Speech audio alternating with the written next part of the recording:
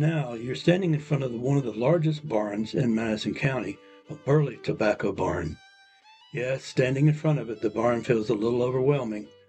Look up at the highest point of the roof. You see the gable ridge, 36 feet above the ground. On this front side, or elevation, it has a variety of siding boards on the outside, all different sizes, using whatever boards were available. Over the years, these boards, which are a mixture of several species of wood, have become dark and streaked, stained by different types of mold and mildew growing in the wood, fed by the sugar in the tree sap.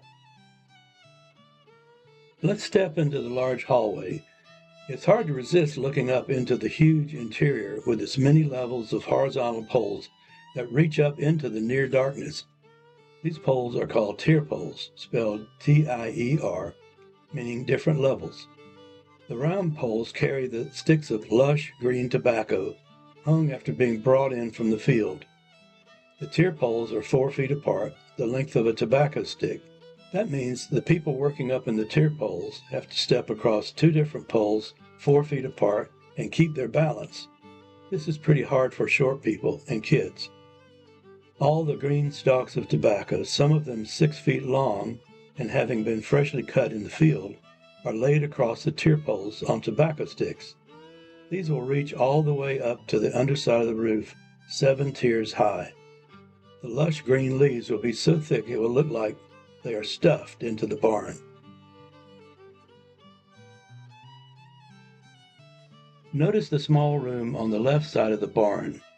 That's a storage room for tools and different implements used to process the tobacco.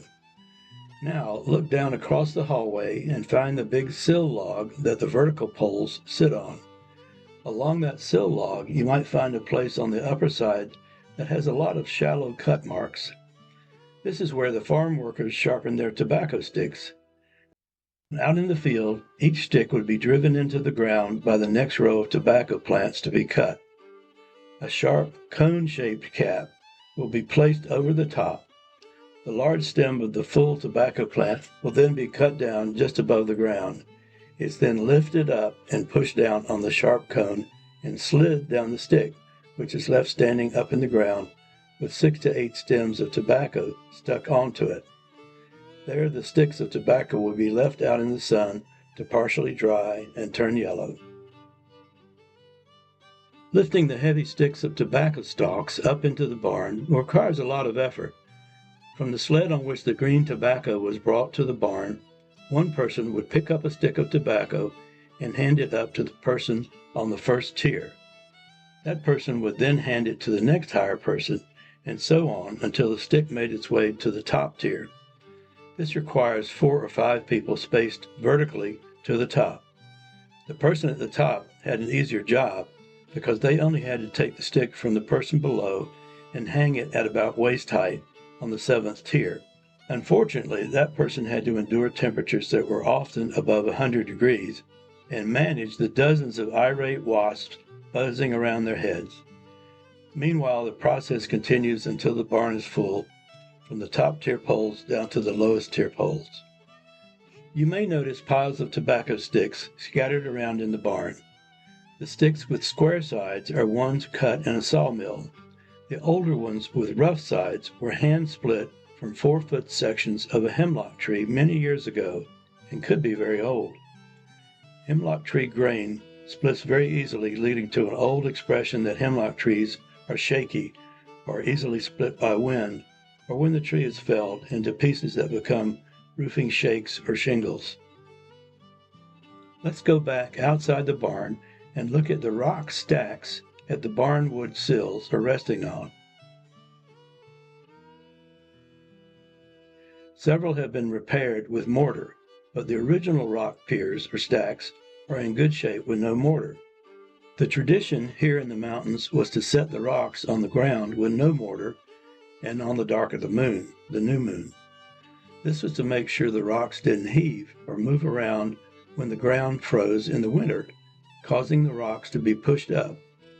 This would destabilize the stack of rocks, and the barn walls would settle unevenly, slowly pulling the structure apart. Farming by the signs of the moon has been important in farming and construction and persists today. The signs of the moon apply to many things: when to plant certain crops, when to cut trees. As the moon causes the tides in the ocean, science has confirmed that the moon also has an effect on moisture in the soil, which has subtle effects on many things, such as new plant roots thriving in the ground and sap rising in trees in the spring.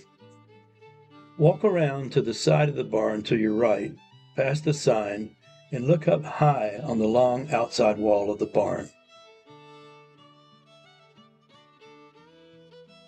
Notice the horizontal shutters hinged there. These are open to allow more airflow into the barn to improve the air curing of the burley tobacco. Air curing burley tobacco usually takes 4 to 8 weeks, depending upon the weather and how well the tobacco would dry in the barn. Burley tobacco, like flue-cured tobacco, changed the economy, the health, and lifestyles of farm families. New information about the health risks of smoking began to be discovered by the tobacco companies in the 1950s. This negative aspect of tobacco use, including cancer deaths, was not known by the public for decades. It was 50 years before the federal government regulated the growing and use of tobacco. In 2004, the National Tobacco Control Act was passed to end financial support to farmers for tobacco growing, followed by numerous other programs to curtail the use of tobacco products. Coincidentally, by 2004, a majority of tobacco farmers were retiring from tobacco farming. This mitigated the negative financial impact on many farm families. This ending of the tobacco support programs marked a profound end to a 112-year lifestyle, economy, and culture throughout the mountain region.